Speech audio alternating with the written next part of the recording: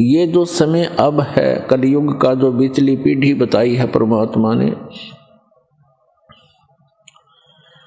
ये समय परमेश्वर ने ऐसा निर्धारित किया हुआ है कि प्रत्येक कलयुग में इसी समय में ये मोक्ष मार्ग खोला जाता है।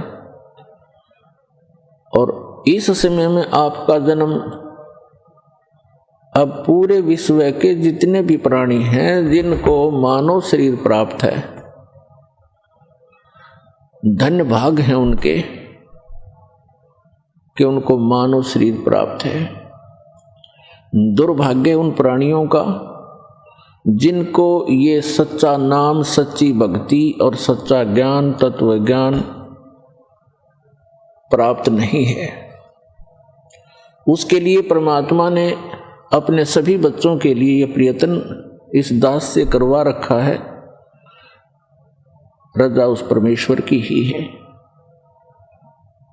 क्योंकि जैसे माता पिता को अपने सभी बच्चे प्रिय होते हैं, ऐसे ही ये परमात्मा कबीर देव है जिसको अल्लाहु अकबर कहते हैं, जिसको ग्रेट गॉड कहते हैं। ये हम सभी का पिता है और यही हमारी माता है, क्योंकि इसके वचन से हम सभी आत्माओं की उत्पत्ति हुई है। इस परमात्मा में वो गुण हैं, त्वमेव माता च पिता त्वमेव बंधु च सखा त्वमेव विद्या च द्रविणम त्वमेव सर्व मम देव देव। सब देवों के देव, सब परमात्माओं के परमात्मा, सब प्रभुओं के प्रभु ये कबीर साहब हैं, ये परम अक्षर ब्रह्म हैं। और हम सभी इसी के बच्चे हैं, चींटी से लेकर हाथी तक सभी प्राणियों में, और रंग से लेकर धनी तक, प्रजा से लेकर राजा तक, उस एक परम पिता के सभी बच्चे हैं। तो उस परमात्मा ने, उस माता ने, उस पिता ने हम सभी बच्चे एक जैसे ही प्रिय हैं। अपने कर्मों के कारण हम भले ही कोई कुत्ता, कोई गधा, कोई सूअर बना है, उनका भी दुख उस परमात्मा को है, क्योंकि परमात्मा चाहते हैं कि प्रत्येक प्राणी इस ज्ञान को स्वीकार करे, परमात्मा के दिए हुए इस विधान को समझे और ये सभी यहाँ से निकल जाएं। ये पृथ्वी एक कैद है, 21 ब्रह्मांड है वैसे तो इस काल के, जिनको हम जन्नत कहते हैं, स्वर्ग कहते हैं, जिसको हम हेवन कहते हैं। इस काल के 21 ब्रह्मांड का जो हेवन है, जन्नत है, स्वर्ग है, ये भी एक जेल है। 3 लोक और भवन चतुर्दश सब ही जम की जेल रे, इस काल की जेल में है। तो इस जेल से निकलने का सुअवसर अब प्राप्त है। और जो दास ये मार्ग भक्ति का आपको बता रहा है, ये गॉड गिवन है, कंप्लीट गॉड गिवन और कंप्लीट स्पिरिचुअल नॉलेज है।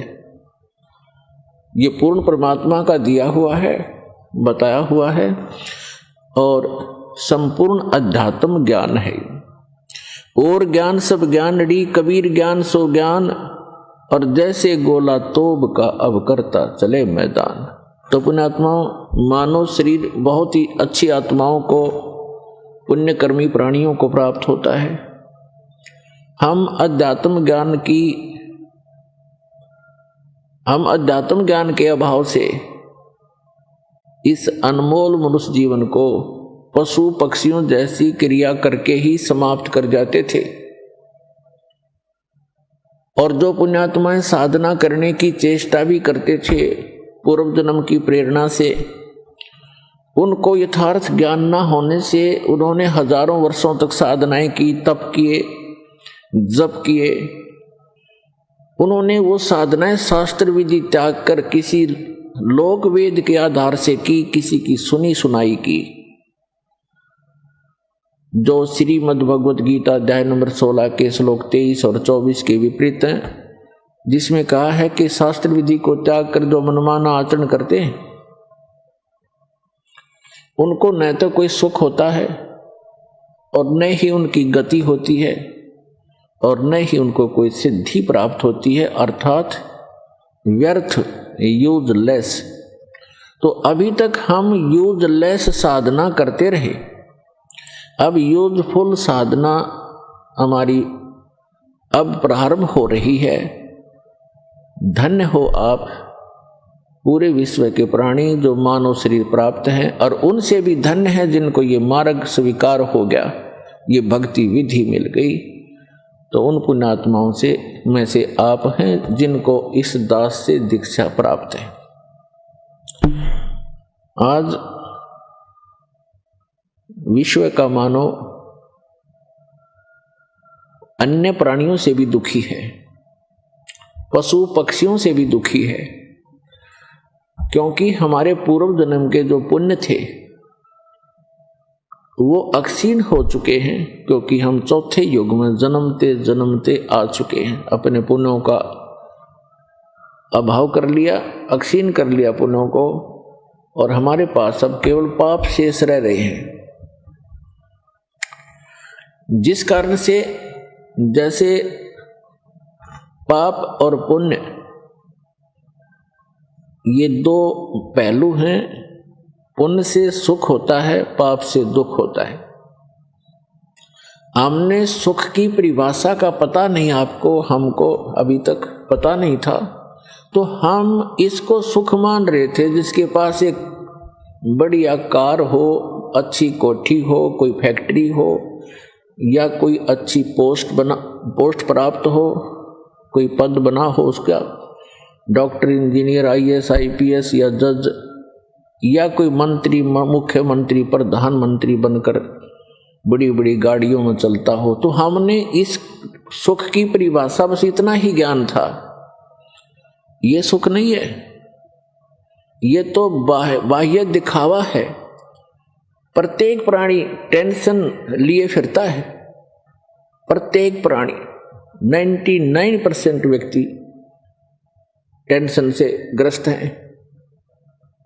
तो हम इसको सुख मान रहे थे, सुख नाम की कोई वस्तु नहीं इसी किसी ब्रह्मांड में।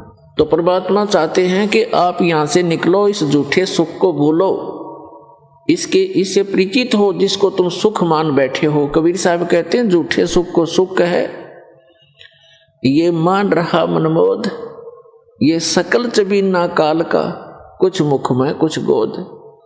यहां सब ये काल का आहार है।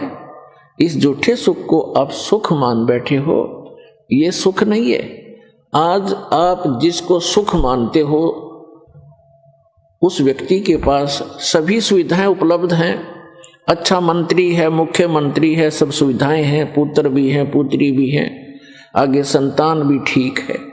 तो इसको हमने सुख मान रखा है, और 1 मिनट में मृत्यु हो जाती है, 1 सेकंड के अंदर मृत्यु हो जाती है। फिर वो सुख कहाँ गया उसका?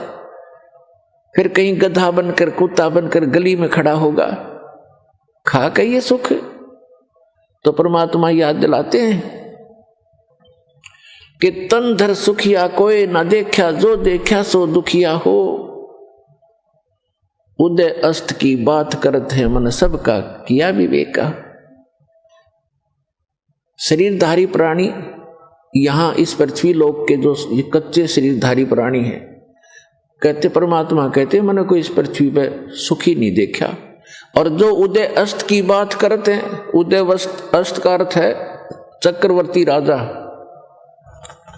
जिसका शासन पूरी पृथ्वी पर हो। परमात्मा कहते मैंने उनके भी अंदर से झांक कर देखा है। राजा के पास कोई साधु संत चला जाता है, ढेर सारे दुख बता देता है, महाराज मुझे ये तकलीफ है, महाराज मुझे ये तकलीफ है, महाराज मुझे ये कष्ट है। तो परमात्मा कहते हैं उदय अस्त की बात करे मैंने सबका किया विवेका हो।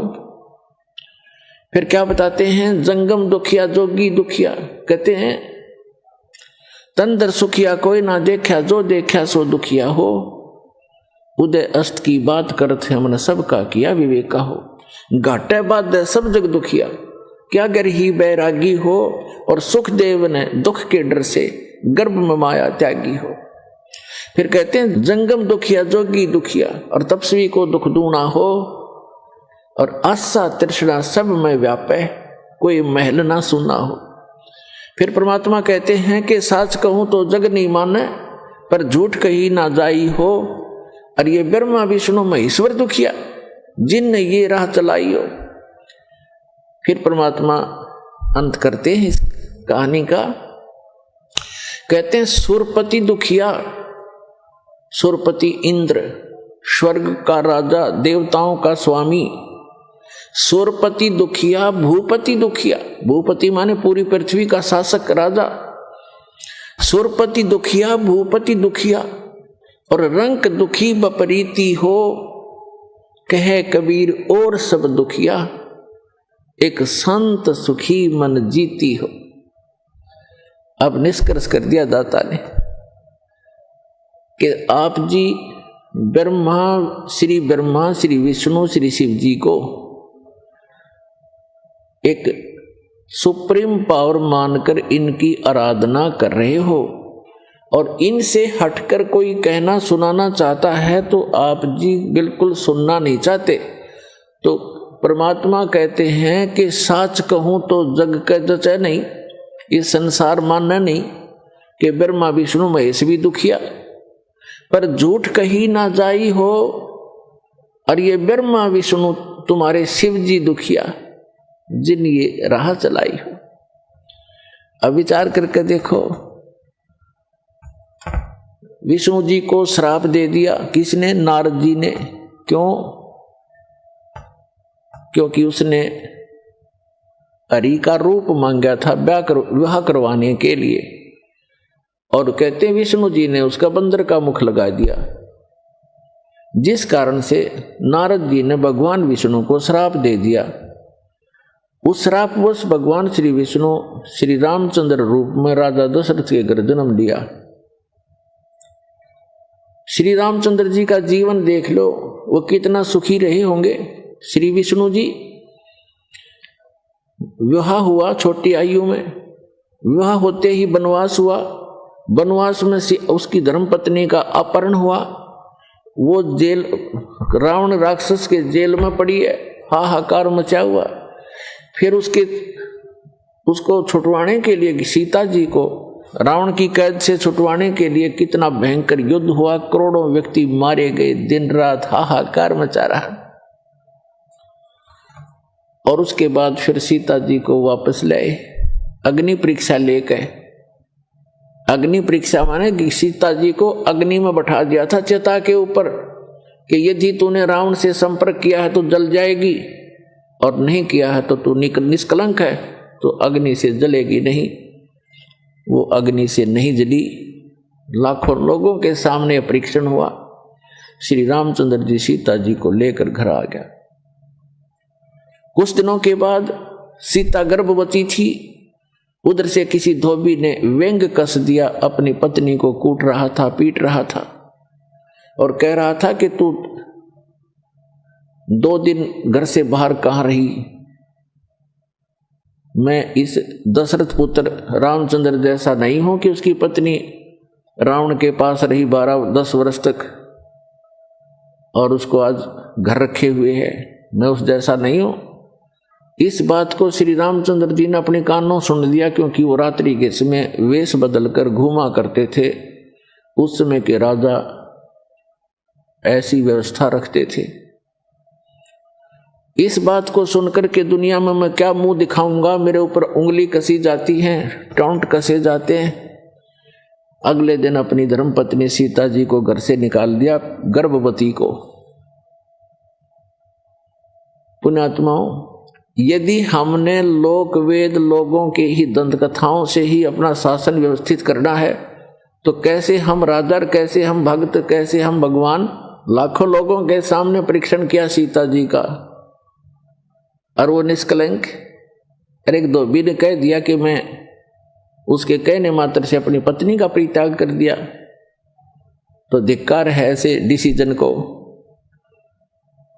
आप आम आदमी भी ना करे ऐसी गलती, आम आदमी भी नहीं कर सकता जिसकी पत्नी के गर्भ हो और उसको घर से निकाल दे, कहाँ जाएगी फिर वो?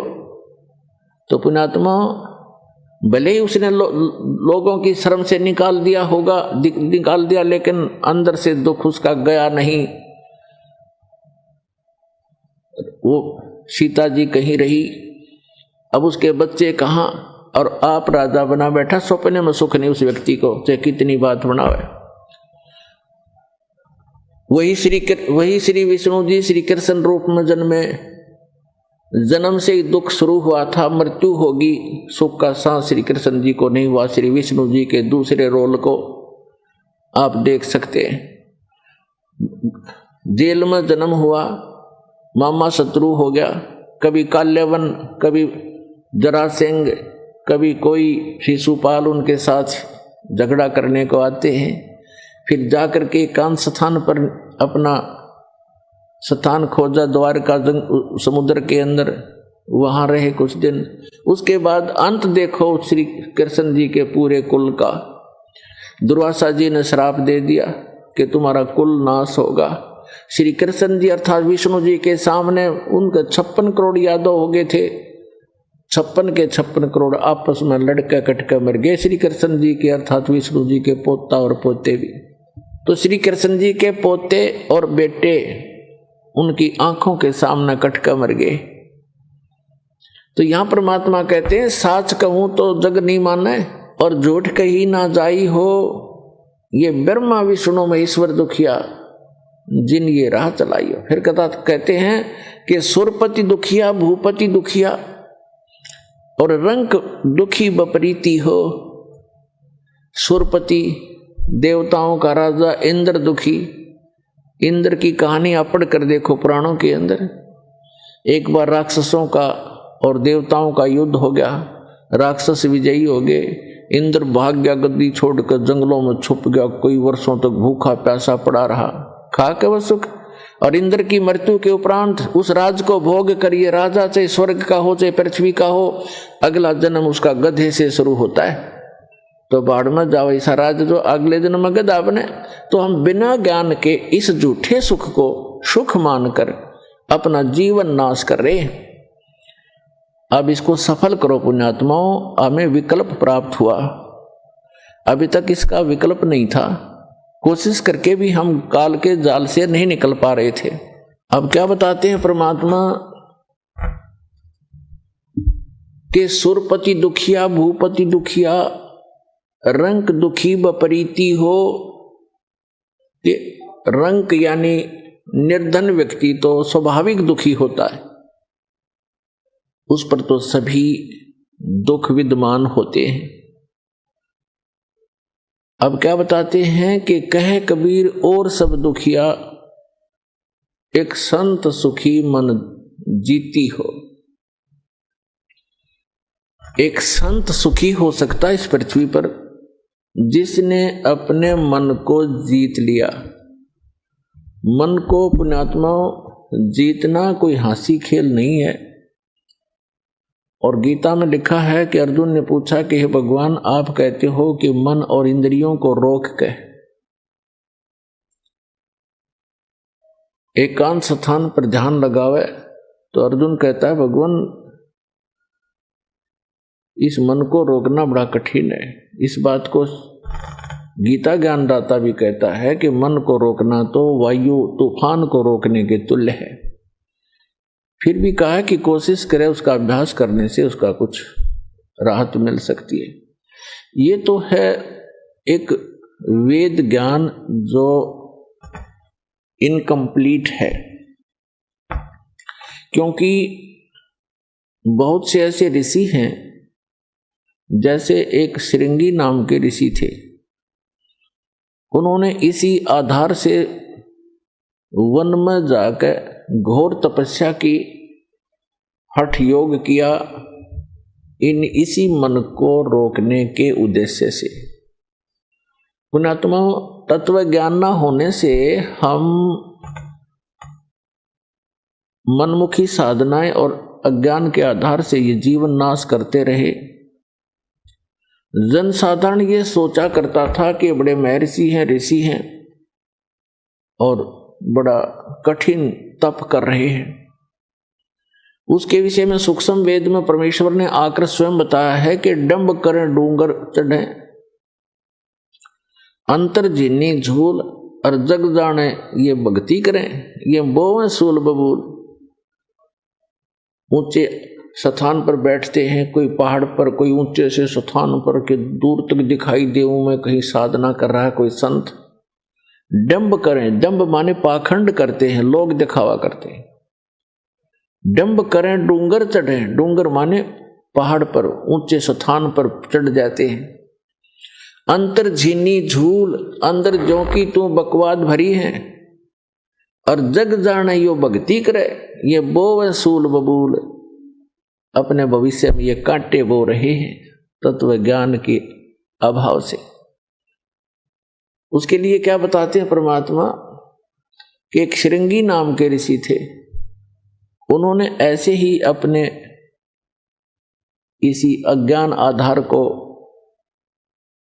प्रमुख रखकर जंग वन में चले गए, फॉरेस्ट के अंदर बैठ गए, जाकर हठ योग किया। इन्होंने क्या सोच रखा है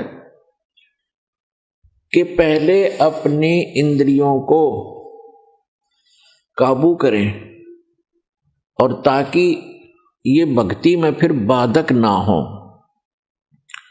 इस उद्देश्य को लेकर के दूसरा वो रखते हैं कि जैसे वन में चले भी गए तो भूख प्यास सताती है, उसके लिए ये महापुरुष क्या करते हैं कि खेचरी मुद्रा का प्रयोग किया करते थे। खेचरी मुद्रा, जैसे कई पंथ हैं, जैसे ये अंसा देश वाले तो इससे पे गाटा जोड़ रहे हैं। खेचरी मुद्रा, जीभ को उलटकर तालू पर लगा ले और कान बंद करके ये नाद क्रिया, ये तो बालकों के खिलौने हैं। इस मन कल्पित ये अपना एक ड्रामा है, इस जीवन को नष्ट करने का। तो इसी आधार से श्रृंगी ऋषि ने अमृत क्रिया को सिद्ध किया। जैसा कि ये संत बताते हैं, ये तो इनको तो कख भी पता नहीं अमृत क्रिया क्या होती है। तालू का जीभ लगा लो ऐसे मोड़कर, और कहते हैं फिर तालू से अमृत टपकेगा। ये तो लाड़ टपके हैं, अमृत थोड़ा टपकेगा, इससे बकवाद करें। ये एक ऐसी क्रिया है जैसे जीभा को वापस मोड़ेंगे और तालू के लगाने की हम चेष्टा करेंगे तो हमारी नाड़ियां कसती हैं जो जीभा से और मस्तिष्क से संबंधित है। हमारे इस शरीर के अंदर इस तालू के ऊपर, ये जो तालू है लटक रहा है हमारे, इसके ऊपर एक थोड़ा सा स्थान है, वो कम प्लेस है, और उसके अंदर एक अमृत भरा रहता है सदा, और वो अमृत वहां से सीधा चल के नीचे जाता है नाभि के पास, ऑटोमेटिक चल रहा है वो, और उसको एक कुंडलनी शक्ति है, कुंडलनी शक्ति बोले, नागिनी कहा संतों ने। उसकी दो जिह्वा हैं सर्प जैसी, और वो उस अमृत को वो पीती रहती है, शरीर में नहीं जा पाता, वो उसको वो चूस करके नष्ट कर देती है। उसके अंदर एक ऐसी क्रिया है। तो फिर क्या होता है, जब हम श्वास क्रिया को अभ्यास करते हैं श्वास का, और वो श्वास के साथ ऐसे खड़ी है, ऐसे उसका नाभि के जहां वो अमृत टपकता है ऊपर से जाकर नाभि के पास, उसका मुंह बिल्कुल उसके ऊपर है ऐसे। और जब हम श्वास क्रिया का अभ्यास करेंगे, उस श्वास क्रिया से उसका मुंह ऐसे नीचे को हो जाएगा, और फिर वो अमृत जो है पूरे शरीर में जाना शुरू हो जाएगा। श्वास क्रिया से तो उसका मुंह टेढ़ा होगा, ऐसे नहीं रहेगा ऊपर को, वो ऐसे मुड़ जाएगा नीचे को। जो ऐसे टपक रहा था अमृत, उसको वो खा रही थी, फिर वो ऐसे हो जाएगी, उस पे उसके मुंह पे नहीं जाएगा। ये तो श्वास क्रिया का लाभ मिलेगा। और फिर जो हम तालू पर जीवा लगाने की चेष्टा करते हैं, उससे क्या होगा कि हमारा जो ऊपर इस तालू के ऊपर एक स्थान है जहां पर ये अमृत भरा रहता है, लिक्विड सा है ये, इसके उसके नीचे वो एक जैसे इसको अर्ध छोटा सा बेर होता है, बेर का फल, बेरी का फल, उसको आधा काट दे, साफ कर दे, इतना सा है वो, ऐसे आधा कटा हुआ, और उसके बिल्कुल नीचे एक वाल है, वाल, और उसके ऊपर एक छोटी सी नाड़ी टिकी हुई है जो उस वाल के सुराख को रोक रही है। तो उस अभ्यास करने से एक तो उसकी वो नीचे को हो जाएगी, नागनी श्वास के, जो श्वास क्रिया से तो नागनी का फन नीचे को हो जाएगा, और फिर वो नीचे जाना शुरू होगा, और जिस रास्ते से फिर वो जाएगा वो उस नागनी के हाथ नहीं लगेगा, वो पूरा शरीर में व्याप्त हो जाएगा। एक स्वाभाविक ओवरफ्लो होकर के वो छोटा सा जो आधे बेर का जितना स्थान समझो खाली, ओवरफ्लो होकर जब जाता है तो वो नागनी के मुंह पर गिरता रहता है। तो अब वो चाहे उस सुराख से जाएगा और चाहे वैसे ऊपर के ओवरफ्लो होकर जाएगा, तो उस कुंडलनी जो नागनी है उसके नाभि के चारों तरफ, नाभि के पास हमारी सभी पूरे शरीर की नाड़ियां इकट्ठी हो जाती हैं। उनका एक ऐसा बंध है वहां पर, उसके ऊपर वो ऐसे लपेटी हुई है जैसे आपने देखा हो वृक्ष के ऊपर बेल होती है पीली सी, तो ऐसे वो लपेटा लगाए रहती है, उसको नाड़ियों में नहीं जाने देती, और ऊपर से जो आता उसको स्वयं चूस लेती है। तो फिर वो नाड़ियों की जकड़ ढीली कर देती है, वो अपने आप मुरझा जाती है, क्योंकि उसको श्वास की क्रिया से वो बंद हो जाती है। और फिर उससे जो हम जिह्वा का अभ्यास करते हैं, तो जो तालु है ऊपर, जहाँ सरोवर है जिसको मान सरोवर कहते हैं शरीर में, जहाँ पर ये अमृत भरा हुआ है, उसका नीचे का सुराख थोड़ा सा खुल जाता है, उससे फिर अमृत टपकना प्रारंभ करता है। अब कहने का भाव ये है कि ये सारा कुछ भी हो गया, आपकी कुंडलनी शक्ति भी जागृत होगी, और वो नागिनी भी दबगी, नीचे को होगी, और उधर से आपकी अमृत क्रिया भी सिद्ध होगी। फिर अब क्या होगा,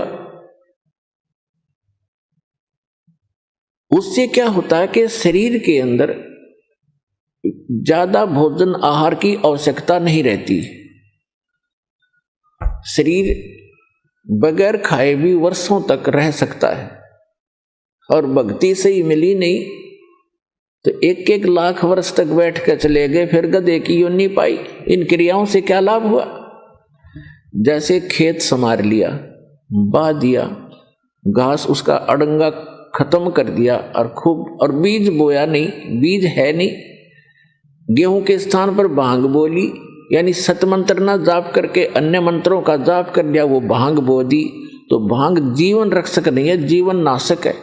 तो अन्य मंत्रों से सिद्धियां आ गई इन ऋषि महर्षियों के पास, जो इनके जीवन की नाशक बन गई। आम जनता में तो ये ऐसे हो गए जैसे प्रभु पाक के आम जैसे जनसाधारण के लिए तो ये बहुत बड़ी बात होगी। जैसे अगस्त ऋषि जी ने सारे जीवन में डले डोक है एक सिद्धि प्राप्त की, 7 समुद्रों को एक ही घूंट में पी लिया, और फिर प्रार्थना करने पर इनको वापस छोड़ दिया।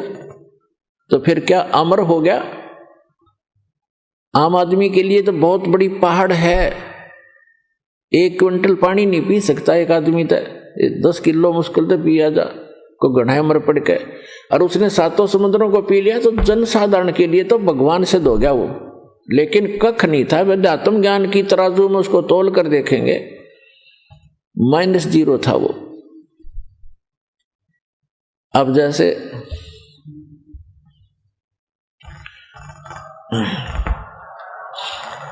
प्रसंग चल रहा है, एक श्रृंगी ऋषि था, उसने ऐसी ये अमृत क्रिया सिद्ध करके और पूरे शरीर को साध लिया जैसा वो सोच रहे थे। और फिर क्या करता था वो, सारे दिन में एक वृक्ष की छाल पर एक बार दिन में जिह्वा लगाता था, ऐसे चाटता था, उसी से संतुष्ट हो जाता था, क्योंकि उसने अमृत क्रिया को सिद्ध कर रखा था। तो उसको इस बात का गर्व हो गया कि अब तूने अपनी इंद्रियों पर काबू पा लिया। वो ऋषि अयोध्या नगरी के पास बाहर बनी में, बाहर जंगल में, वन में, गांव से